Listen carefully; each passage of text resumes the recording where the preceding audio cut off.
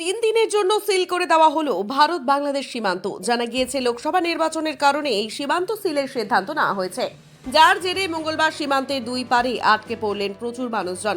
তাদের মধ্যে কেউ ভারতে কাজ শেষ করে দেশে ফেরার উদ্দেশ্যে এদিন সকালে চ্যাংরাবান্ধা ইমিগ্রেশন চেকপোস্টে পৌঁছেছিলেন। পাশাপাশি বাংলাদেশেও বিভিন্ন কাজে যাওয়া মানুষজন দেশে প্রবেশ করতে চাইছিলেন, কিন্তু সীমান্তে পৌঁছতেই তারা জানতে পারেন সীমান্ত 3 দিনের জন্য বন্ধ করে দেওয়া হয়েছে। এরপরেই বিষয়টি নিয়ে তারা চিন্তায় পড়ে যান, কারণ অনেকেরই ভিসার মেয়াদের শেষ দিন ছিল। বাংলাদেশে গিয়ে আটকে পড়তে হলো বেশ কিছু ভারতীয় ভোটারও। তবে বিষয়টি আগাম জানানো হলে তাদের সমস্যায় পড়তে হতো না বলে জানান ঢাকার বাসিন্দা খায়রুল আলম, নারায়ণগঞ্জের সাবিনা ইয়াসমিনদের মতো অনেকেই। জানা গিয়েছে চ্যাংরাবান্ধার সীমান্ত দিয়ে 3 দিন বৈদেশিক বাণিজ্য বন্ধ থাকবে। ভারতে চিকিৎসা করাতে আসা বাংলাদেশের এক নাগরিকের মৃত্যু হলে সেই মৃতদেহ নিয়েও পরিবারের লোকজনেরা এপারে আটকে পড়েছেন। ম্যাডাম ইন্ডিয়াতে কবে আসছেন? আমি 12 তারিখে এসেছি। কোথায় গেছেন ম্যাডাম আপনি? আমি জলপাইগুড়ি গিয়েছি, শিলিগুড়িতে গিয়েছি এবং টুরিস্ট কিছু এলাকায় ঘোরাফেরা করেছি। তো ম্যাডাম আজকে বাংলাদেশে যেতে পারলেন না আপনি? আমি আজকে বাংলাদেশে যেতে পারিনি। যখন সকালবেলা এখানে আসলাম, অনেক সকালে এসেছি, আসার পরে যখন নোটিশটা পেলাম যে এখান থেকে যেতে দিবে না বাংলাদেশে, তখন নোটিশটা পেয়ে খুবই সারপ্রাইজ হয়েছি। এবং আমরা যারা টুরিস্ট এখানে ছিলাম তারা খুবই সারপ্রাইজড, বিকজ যে যাদের নিজেদের বাড়ি আছে তারা এখানে থাকতে পারবে, যাদের নিজেদের বাড়ি নাই তারা তো ভোগান্তিতে থাকবে। এবং আমরা এখানে এসে জানতে পারলাম যে একটা ডেড বডি আছে, সেটা কেউ যেতে দিচ্ছে না। বাট আমরা রাষ্ট্রীয় আইনকে রেসপেক্ট করতে বাধ্য। আমি রাষ্ট্রীয় আইনকে অবশ্যই রেসপেক্ট করছি, কিন্তু আমাদের কথা অন্তত বিবেচনা করা দরকার ছিল। কারণ অনেকের কাছে টাকা শেষ হয়ে গেছে, অনেকে কোনো হোটেলে বুকিং পাচ্ছে না, নির্বাচনের কারণে অনেকে বাইরে চলাফেরা করতে একটু ভয়ও পেতে পারে, আতঙ্ক হতে পারে। সেক্ষেত্রে আমি অনেকদের সাথে কথা বললাম, অনেক দাদা অনেক দিদিরা বলতেছে যে আমাদের কাছে টাকা শেষ হয়ে গেছে, আমরা কোথায় গিয়ে উঠবো, কোথায় থাকবো, এই ধরনের কথা বলতেছে। তো এটা দেখে খুব খারাপ লাগতেছে যে আমরা একটা দেশ ভারতকে ভালোবাসি, ভালোবেসেই বেড়াতে আসি, ঘুরতে আসি, এখন এসে যদি যেতে না পারি এটা একটা ভয়ের কারণ। এতে অনেকেই দেখা গেল যে মেন্টালি সিক হয়ে যাচ্ছে। আমি অনেক বয়স্ক লোকদেরকে দেখলাম ওরা চলাফেরা করতে পারছে না, অনেকটা সিক হয়ে গেছে। অনেকে দেখলাম যে কান্নাও করতেছে। মানে তারা হয়তো এতটা স্মার্টলি বুঝতেছে না যে এটা ইলেকশনের কারণে বন্ধ রেখেছে, একটা সময় পোর্ট খুলে দিবে, চলে যাব। সাধারণ মানুষ ভয় পাচ্ছে যে বন্ধ কেন, এরকম। তো এটা আমাদের পক্ষ থেকে রিকোয়েস্ট হবে যে যদি আজকের দিনের জন্য অ্যালাউ করে আমাদেরকে যেতে দেয়, তাহলে আমরা ভারতবর্ষের কাছে কৃতজ্ঞ থাকবো এবং নেক্সট টাইমও আমরা এটা মনে রাখবো যে না, ভারত আমাদের কথা বিবেচনা করেছে।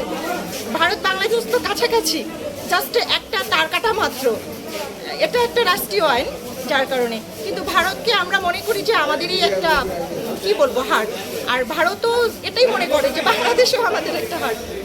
তো এসে এখন যখন দেখলাম যে না যেতে পারছি না, খুব আপসেট হয়ে গেছে।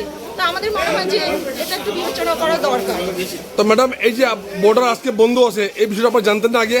না, আমরা এটা জানতাম না। আমি একটু আগেই বলেছি যে যখন সকালে এখানে এসেছি, আসার পরে মেসেজটা পেলাম।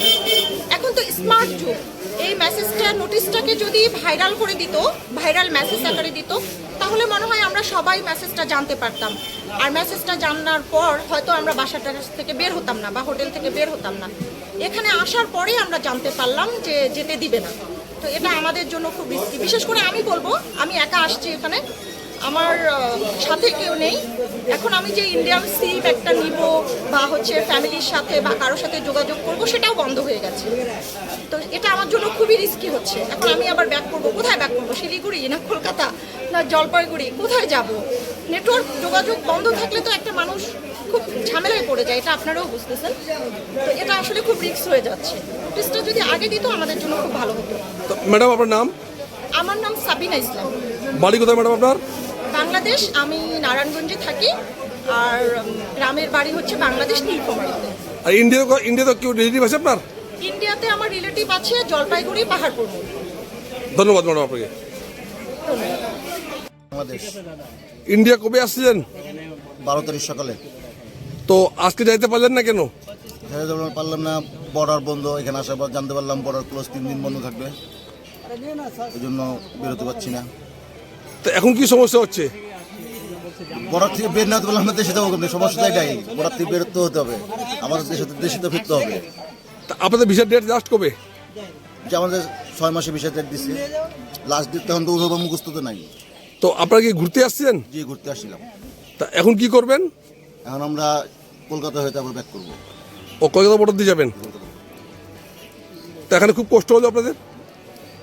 অবশ্যই কষ্ট হলো, টাকা পয়সা যাচ্ছে, গাড়ি ভাড়া, সবচেয়ে বড় সময়, সবকিছু সবকিছু মিলে দিলে একটা হ্যাসেল তো হলো। হ্যাসেলের ভিতরে পড়ে গেলাম। সাথে ফ্যামিলি নিয়ে এসেছি, ফ্যামিলি মেম্বাররা এখন আননেসেসারি অতিরিক্ত জার্নি করতে হবে, এই আর কি। দাদা কি নামটা হবে আপনার? মিজান। ধন্যবাদ আপনাকে।